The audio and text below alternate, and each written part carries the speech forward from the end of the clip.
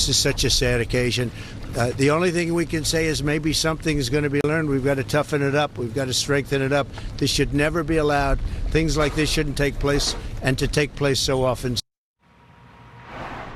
Well, joining us now is Darren Porter, former NYPD lieutenant and law enforcement professor now at Pace University. Darren, very heavy moment at which you're joining us, but thanks for taking time. What's your reaction to the events of Monday, the tragic events, and what we are seeing today? This is a very unfortunate event, to say the least. I actually visited the scene yesterday because I was still in disbelief. We haven't had a police officer killed in 2 years in the NYPD, and this one happened.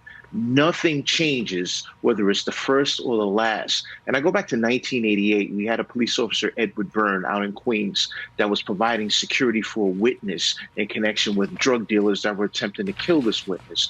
And Officer Byrne was savagely killed while he was sitting in his police cruiser.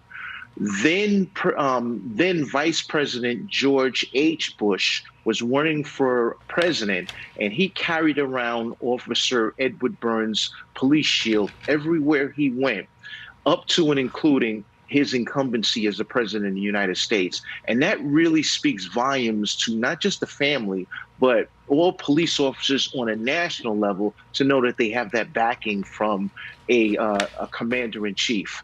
I have a lot of friends that are widows that, whereas their husbands have been killed in the line of duty as police officers, and it never gets old. And so when we look at this one compared to the first one, it's all the same narrative. And it begs the question of what can we do better as a society to protect our police officers? The social contract needs to be upheld.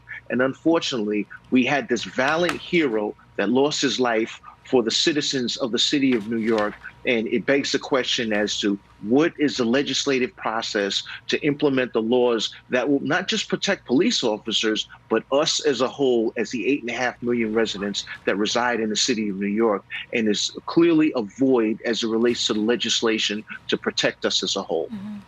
So Darren, where do we find this balance? Because this push over the last few years is to say, listen, there are problems within the justice system.